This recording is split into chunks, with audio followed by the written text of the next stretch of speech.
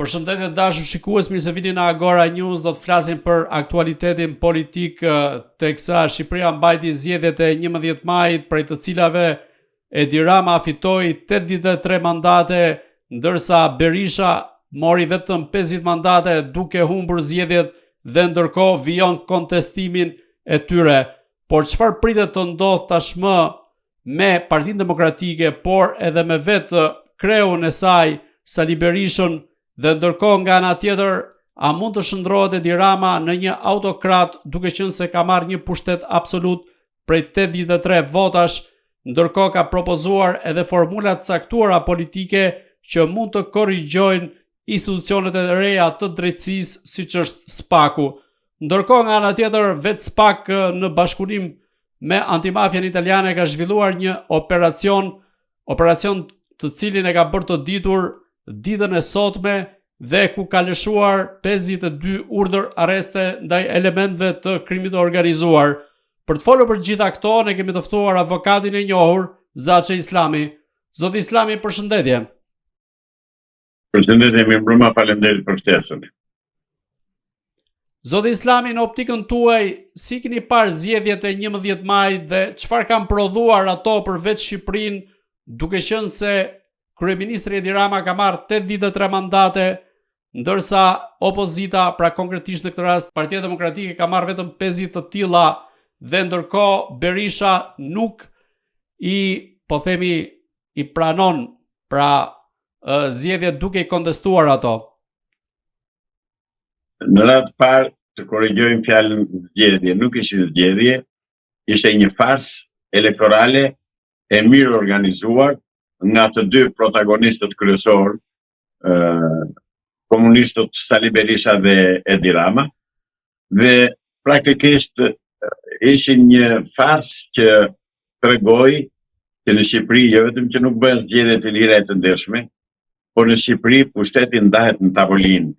Por dhe bëjnë atë show mediatik që shikon ja qytetarët erdhën votuan, na votuan neve, morëm 83 vota, morëm atë, morëm këtë, ato që kishte paracaktuar që më përpara Edi Rama, që do marrë 88 vota, thoshe, dhe do bëj ato që dua unë, dhe praktikisht ai është një autokrat i mbështetur nga antishqiptarët e Evropës dhe nga Moska. Pra, Edi Rama nuk bëri gjë tjetër veç se burin jetë atë marrëveshje që ka bërë me Sali Berishën që në vitin 2008. Dhe kjo vërtetohet nga numri i pakti votuesve që kanë i zgjedhësve që kanë votuar kësaj radhe. Aktualisht në Shqipëri nuk banojnë më shumë se 1 milion vet, 900.000 janë për saktësi, dhe kanë votuar vetëm 10.3% e popullsisë, e votuesve, e zgjedhësve. Prandaj gjithçka ishte një farsë. Ta mendojnë që tani Sali Berisha e ka zgjedhur, i bie vazhdimisht Qemanës Nastradinit. Më vodhen votat, ka 32 vjet që sa herë u mbet Sali Berisha, thot më vodhen votat. Si kam dëgjuar ndonjëherë këta të pjesës tjetër të Partisë Punës, të Edi Ramës që thonë na vodhen votat. Jo, kanë humbur shtetet e tyre. Po Sali Berisha, për të justifikuar qëndrimin në krye të Partisë Demokratike, për të mashtruar, siç po vazhdon të mashtrojë demokratët dhe është për turp të tij dhe për budallëk të atyre, ose për servilizëm të tyre, ose për pandeshmëri të tyre, ose për paaftësi të tyre, nuk e di, vuri çfarë do lloj që të duash brenda jeme ata. Ata janë të pa aftë dhe janë servil që kanë korrur para nga vendimet dhe veprimet e Sali Berishës pafund. Prandaj dhe e vazhdojnë dhe e mbështesin. Demokratët e ndershëm nuk kanë lidhje fare me atë me këtë tash kryet të Partisë Demokratike. Kjo vërtetohet nga fakti që të dy partitë kanë vendosur një kod zgjedhor me lista të mbyllura. Kjo s'ishte e para dëgjuar ndonjëherë. Domethënë praktikisht nga listat e mbyllura kanë dalë 95 deputet, praktikisht sipas këtyre. Dhe kanë ngelur për të votuar vetëm 45 veta. Pra dhe ata që votuan kanë votuar për 45 vetë, se të tjerët kanë qenë të emëruar. Pra kemi një parlament të emëruar nga një autokrat nga një autokrat i pa shpallur, është autokrat, por është i pa shpallur, dhe bën si do qefi Edi Ramës. Sa kohë do vazhdoj kjo, është tjetër punë. Sa do të njihen këto zgjedhje, prapë është tjetër punë. Zgjedhjet nuk njihen që ta dini. Zgjedhjet janë të parregullta, janë të pandershme, nuk janë zgjedhje, janë thjesht marrëveshje elektorale që kanë bërë të dy krerët, Sali Berisha me Edi Rama. Ju si mendoni, a i ka përdorur Edi Rama elementët kriminal në këto zgjedhje ashtu siç pretendon Partia Demokratike dhe vetë Berisha, apo kjo është vetëm një akuzë politike që bëhet nga ana e opozitës? Nuk ka pasur nevojë të përdorë falangat kriminale Edi Rama, për arsye sepse ka pas të zgjidhur problemin, e ka bërë marrëveshje me Sali Berishën dhe nuk do kishte kontestim. Dhe praktikisht që të marrë vetëm 50 vende Partia Demokratike, që dikur ka pasur 70 e ca 68, 69, 70, siç janë bërë zgjedhjet, tani ka ta ndisë 50 vende. Nuk fitoi Edi Rama zotëri. Humbi Sali Berisha sepse nuk e votuan të tij, nuk e votova unë, nuk e votuan me dhjetra e me qindra demokrat, të cilët nuk vajten fare në votime se nuk e duan më Sali Berishën në krye të partisë. Dhe këtë do të vërtetojmë me një deklaratë të zonjës Argita Berisha para një viti e gjysmë, saqë që pyetjes së gazetarëve nëse do kandidonte, po që se Sali Berisha do jepte dorëheqjen, ajo tha shprehimi fjalë për fjalë, do kandidoj që të shkemi të. Ç'do të thotë kjo? Do të thotë që kanë pushtetin, kanë të tëra vete dhe s'u del dot njëri përballë. Kjo është arsyeja që nuk e votuan Sali Berishën kësaj radhe. Sali Berisha nuk ka turp. Frikë s'ka, se ka Beogradin mbrapa, ka Moskën, por nuk ka as turp si njeri, si qytetar njerëse. Nuk mund të thuash gjithë jetën mi vodhen, këça e ti more. Po nëse ti vodhen dik, largohu nga ajo punë, se bën dot, të vijë tjetër që s'ja vjedhi. Ka që thjeshtër. Po pse nuk ikën, pse nuk largohet nga drejtimi i Partisë Demokratike? Sepse po u largohet nga Partia Demokratike, ai duhet vënë direkt në burg. Dhe atë ka imunitet, e ka mburoj, ombrell që të shpëtoj burgut. Nuk do të shpëtoj burgut, jo, është i pandehur. Është marrë i pandehur që ditën e hënë dhe do vazhdoj të përgjigjet si i pandehur duke ju renditur akuzat një pas një. Është i pandehur që gjykohet në gjendje të lirë, por në fund fare do dalë atë për atë ku ka punuar. Ju e përmendët deri diku, po a mendoni se ka një marrëveshje konkrete të fshehtë midis kryeministrit Edi Rama dhe kreut Partisë Demokratike Sali Berisha në mënyrë që Edi Rama të qëndrojë në pushtet, ndërkohë nga ana tjetër vetë Berisha të mbajë krerët e Partisë Demokratike? Absolutisht ashtu është e vërteta dhe kredi ndërgur të udhës tani, kur thot populli, pra sepse vazhdimi i qëndrimit të Sali Berishës në krye të Partisë Demokratike gjithnjë në humbje, mban në pushtet Edi Ramën. Ka që thjesht, kjo s'do as më s'ka lem. Por ka shumë të tjerë që pretendojnë se Berisha qëndron në krye të opozitës vetëm për të mbrojtur veten dhe familjen e tij. Absolutisht po. Pra tërri, për të mbrojtur veten. Por nuk do ta mbrojë dot as veten, se veprimet që ka bërë janë të dukshme, janë të dokumentuara, janë të mirë dokumentuara, të pasqyruara në dokumentat e BKH-s. Janë mbyllur ato problemet e Sali Berishës me BKH-n, janë skopsitur dosja. Sali Berisha do dënohet, pikë. Ndërkohë, nga ana tjetër, kryeministri Edi Rama përmes ministrit të drejtësisë Ulsi Maja ka nisur një propozim që synon korrigjimin e SPAK-ut ose më saktë rritjen e nivelit të kontrollit ndaj tij. Ju si mendoni tani që fitoi zgjedhjet Edi Rama dhe ka 83 mandate, a e rrezikon më shumë SPAK-un që ndoshta jo për ta shkrirë, por siç pretendonte Berisha, por për të bërë ato korrigjimet që ta ketë edhe më shumë nën kontroll? Në radhë parë, Edi Rama s'ka fituar zgjedhje dhe zgjedhjet nuk janë njohur dhe zgjedhjet nuk do njihen dhe këto zgjedhje nuk kanë asnjë vlerë në politikën shqiptare. Për këtë të jemi plotësisht të qartë. E dyta, dhe sikur të ndodhë kjo që thoni juve, dhe sikur të ndodhë kjo, Edi Rama nuk ka absolutisht nuk ka shans që t'i afrohet Spakut, jo më ta drejtojë, ta dirigjoj zyrtarisht. Nëpërmjet agenturave që punojnë agentëve të iç sigurimit shtetit, si punati Kraj, se ca të tjerë që janë futur në Spak kontraband, ashtu mund të ndikojë ai. Po zyrtarisht që të thotë nuk e njoh, nuk e bëhet, i thotë mos bën atë, mos bën këtë të harrohet dirama se nuk e bën dot. Sepse Spakun e komandojnë amerikanët. Dhe nuk do ta lënë amerikanët e dirama që të komandojë dhe të thallet me Spakun. Të shpreson dhe Berisha, sepse aktualisht krimi i bashkoi në luftë kundër i konvergoi në pikën që quhet Spak të dy partitë, të dy krerët. Edi Rama dhe Sali Berisha, që të dy kriminal, që të dy vrasës, që të dy hajtut, që të dy të korruptuar, i kanë të tëra zezat. Janë komunistët shqiptarë, zotëri. Janë komunistët shqiptarë që nuk e duan drejtësinë. Këta duan një drejtësi të viteve 45, 46, 47 që ishte me Kovace dhe me Samargji, gjyqtare prokuror, po jo drejtësi të mirëfillt. Duke mbetur te pjesa e Shtetet Bashkuara të Amerikës, por edhe pjesa e Perëndimit e cila ka kontribuar në krimin e Spakut, liderët e ndryshëm europian e uruan kryeministrin Edi Rama për fitoren e zgjedhjeve, ndërkohë nga Shtetet Bashkuara të Amerikës nuk ka pasur deri më sot asnjë reagim sa i përket fitores së zgjedhjeve nga ana e Partisë Socialiste. Për këllësh evropiane ke fjalën ti, pra të Gonzato, pra që në ata që është martuar me një burrë, pra ata fëllëqësirat e Bashkimit Evropian që e kanë katalizur Shqipërinë këtu, pra ata palaço bandit të Evropës dhe të Sorosit që mbajnë, kanë 32 vjet që mbajnë njerëz të korruptuar në pushtet të Shqipëri, jo zotëri si pyet njëri fare ata. Ata nuk e pyet njëri fare dhe nuk ka marrë pjesë Perëndimi, si thoni ju, Evropa Perëndimore në zgjedhjen dhe në vendosjen e Spakut. Spaku është krijesë amerikane, zotëri. S'ka asnjë lidhje ata aty. Ta harrojnë.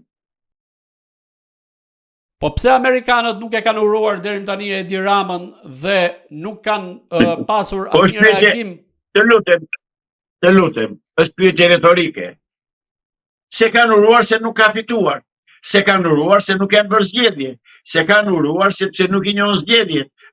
Ju kujtohet në 2021 ambasadoren amerikane që tha kanë fituar Partia Socialiste me 74 deputet?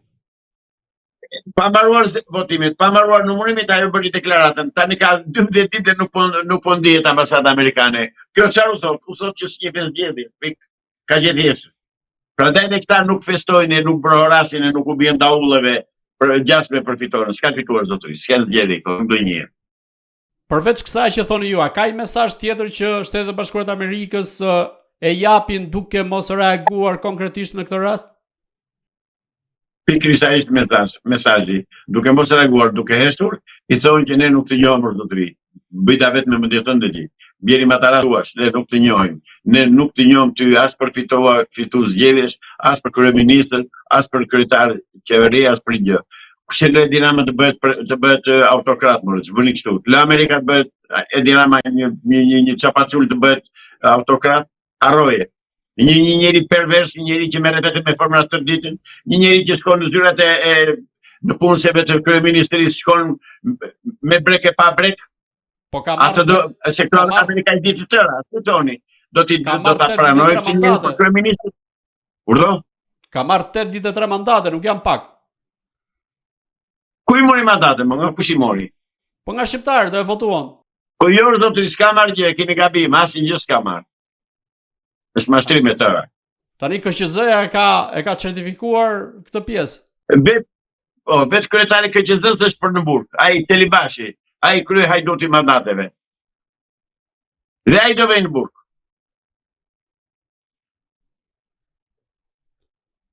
Ju si mendoni, çfarë do duhet të ndodhte më njëherë pas zgjedhjeve të 11 majit, nisur edhe nga pretendimet e opozitës se ka pasur manipulime në zgjedhje?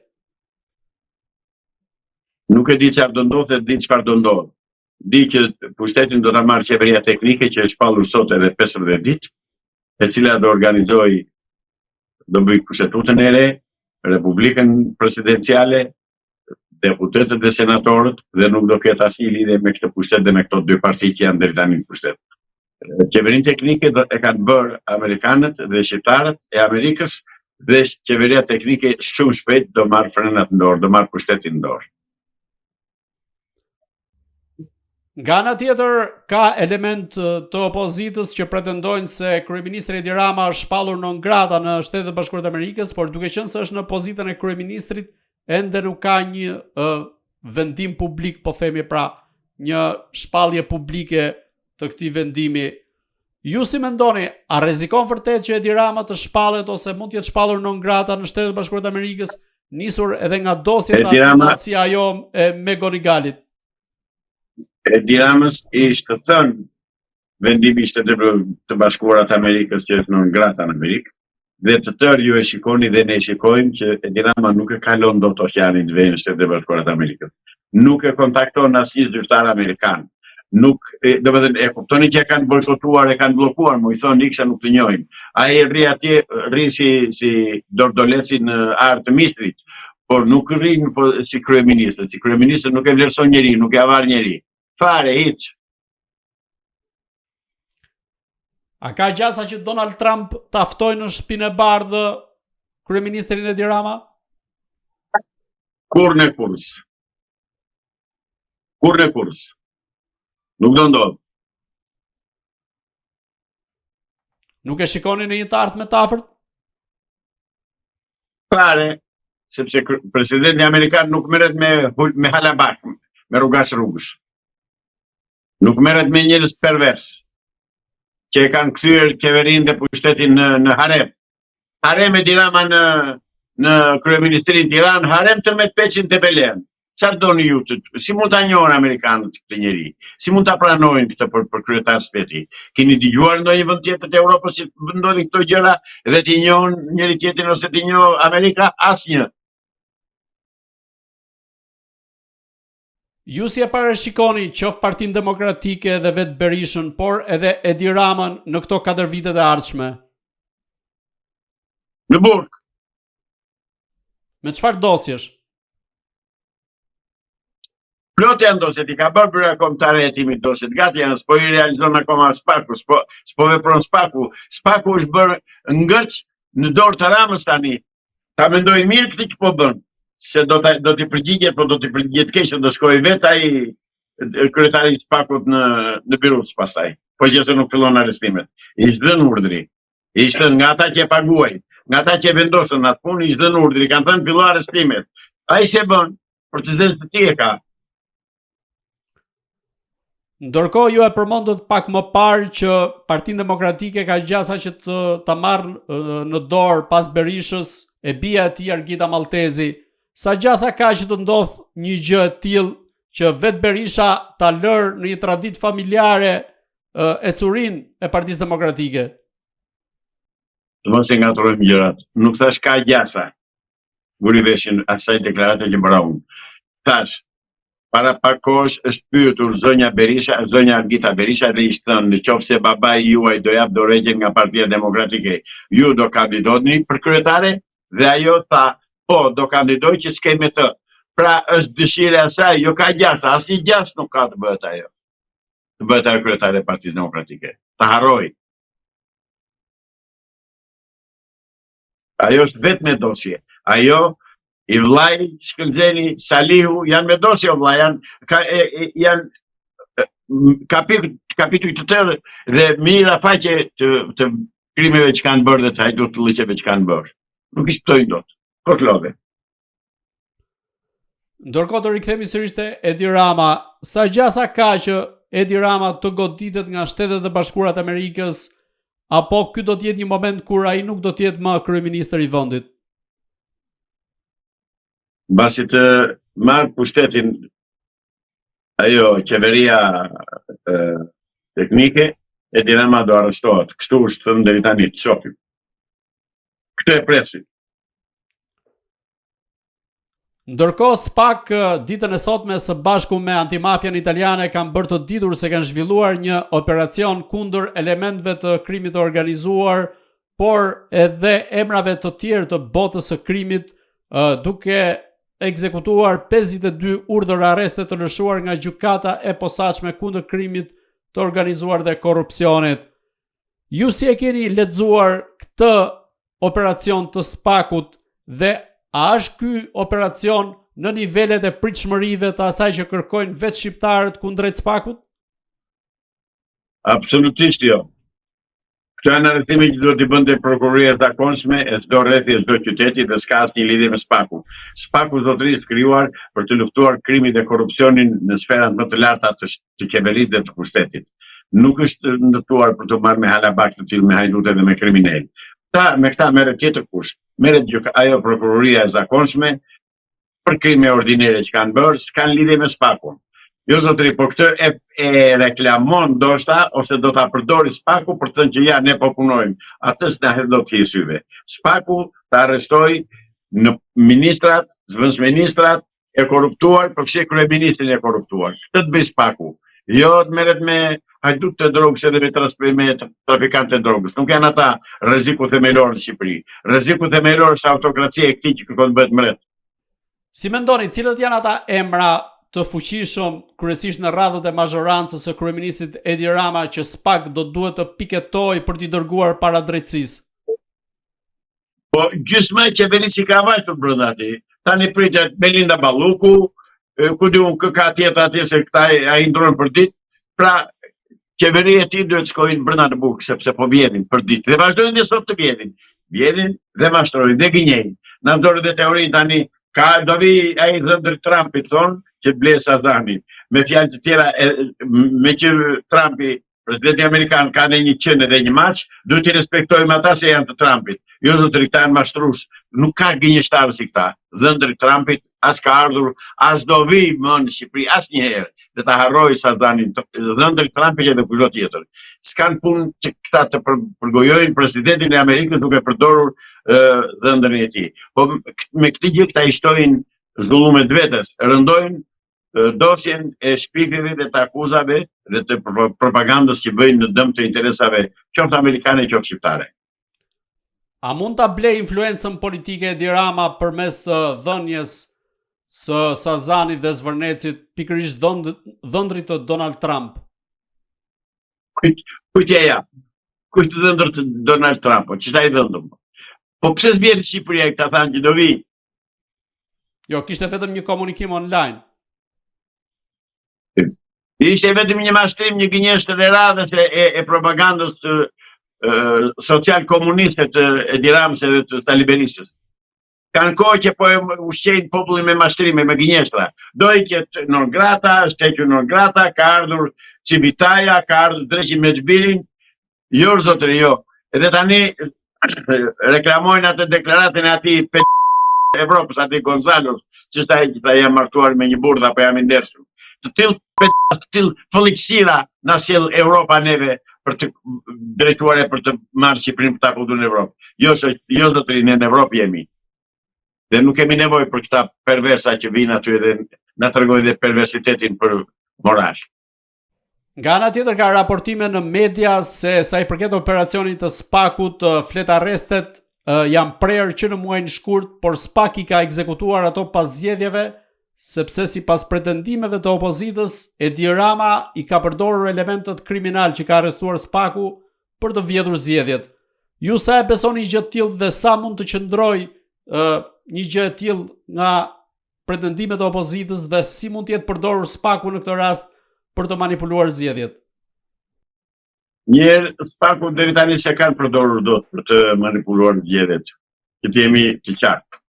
E dyta, opozita tani për të justifikuar mbajtjen e kufomës politike që quhet Sali Berisha në krye, do të thotë lloj-lloj gjërash që do shpik lloj historirash e prallash. Qofse opozita nuk largon Sali Berishën nga kreu i Partisë Demokratike, Sali Berisha do jetë gjithnjë në fund karrocerisë, se llogarit njëri për të gjallë fare. Zoti Islami, nisu nga optika juaj si avokat, si e cilësoni sistemin e drejtësisë, kryesisht sistemin gjyqësor në rrethe, i cili ka shfaqur anomali të shumta, duhet thënë, dhe ka pasur ankesa të shumta nga qytetarët? Është i sigurt për vdekje, lëngon sistemi i drejtësisë, zotëri. Nuk ka drejtësi. Vjen, urdhë, sot po e kam këtu, urdhëro. Jo më larg se sot, më vjen një vendim i marrë në mungesë nga gjykata e Tiranës. për një ngjarje që ka ndodhur para 25 vjetësh. Dhe dalin tani dhe i thonë, shiko se ti atëherë ke bërë këtë krim, ke vrarë një njeri e do paguash 200 milion lek dëm shpërblim. Në një kohë që s'ka as të vdekur, as plagosur rënd, as paraplegjik, as tetraplegjik, as një gjë. Kjo është drejtësia. Kështu i bëjnë gjyqet. Prandaj unë gjithnjë i denoncoj veprimet e drejtësisë. Edhe kryesisht avokatëve mirë thash, mirë, nuk jam jashtë, brenda jam dhe me avokatë, po kryesisht të prokurorëve. Ata i bëjnë të tëra pistoqet në drejtësi. Në 4 vitet e ardhshme, a shikoni një betejë të madhe dhe të fortë mes mazhorancës dhe sistemit të ri të drejtësisë, kryesisht të SPAK-ut, në përpjekje të mazhorancës për ta kapur dhe kontrolluar atë, duke qenë se Edi Rama tashmë ka 83 mandate? Nuk do jetë më kjo mazhorancë, nuk do ketë asnjë gjë në dorë. Nuk do njihet. Nuk do jetë mazhorancë. Nuk do kenë pushtet. Do largohen nga pushteti dhe do vënë aty ku kanë vendin, aty për ku kanë punuar. Mos kenë frikfare shqiptarët. Kjo mazhorancë, edhe kjo opozitë, do vënë në bankon e të akuzuarve se kanë vjedhur pa fund. As këta nuk e di sa kanë vjedhur, sa kanë. Madje nuk e dinte deputeti tani në zgjedhje, nuk e dinte që në listën e deputetëve dhe që kishte dalë deputet. E këtë ç'po bëjnë këta nuk kanë anë udhë për të vjedhur. Vetëm të majtë pushtetin. Po nga ana e SPAK-ut, si e shikoni operacionet që mund të zhvillojë përgjatë 4 viteve të ardhshme kundrejt elementëve të korruptuar të klasës politike që mund të jenë, po themi, figura të dyshuara për korrupsion? Shpresoj të zbatojnë ligjin, për cilin do qytetar shqiptar me ose pa pozit, pa pushtet, shpresoj që të zbatojnë ligjin. Këtë e shpresoj. Do ta bëjnë apo do ta bëjnë, e din ata, unë nuk jam në SPAK. As i komandoj dot. Di që duhet të zbatojnë ligjin, as më shumë, as më pak se sa ngërmat e ligjit. Përveç rastit të qeverisë teknike që përmendët pak më parë, a mendoni se Edi Rama mund të goditet nga sistemi i ri i drejtësisë, qoftë edhe duke qenë në pozitën e kryeministrit? Nuk e di. Këtë nuk e di. Këtë e din ata. E din ata që janë ligjzbatues. Dhe ligjzbatuesi në këtë rast është SPAK-u. Do zbatoj ligjin apo do rriti flërë siç flët deri tani? Nuk e di. Zoti Islami, dhe i pyetje fundit, a mund na përmendit disa nga dosjet më të nxehta që prej viteve 90 deri më sot të klasës politike shqiptare, duke qenë se ende, po themi, në nivelin politik vijojnë të qarkullojnë figura si Sali Berisha, por qoftë edhe Edi Rama? Ke dosjen e piramidave. 1. Ke dosjen e 96-ës, u bën 2. Të 97-ës, mirë them. Ke dosjen e Gërdecit, u bën 3. Ke dosjen e 21 janarit, u bën 4. Ke dosjen e pasurisë kombëtare shqiptare që nuk dihet ku ka vajtur, janë 500 uzina dhe fabrika të zhdukura në Shqipëria. Kush i mori, kush i hoqi dhe kush kuan, dhe kush i mori parat. A mendoni se SPAK duhet të bëjë një hetim të hollësishëm në raport me këto dosje në mënyrë që të vendos drejtësi për këto 30 e ca vite të sistemit demokratik ku është abuzuar me paratë e shqiptarëve? E ka detyrë dhe për atë paguar, nuk e di do ta bëj apo s'do ta bëj. Zoti Islami, unë ju falenderoj që ishit në Agora News. Edhe unë ju falenderoj juve për ftesën. Natën e mirë. Të dashur shikues, bashkë do shihemi në intervista të tjera, por mos harroni të bëni subscribe në kanalin tonë në YouTube.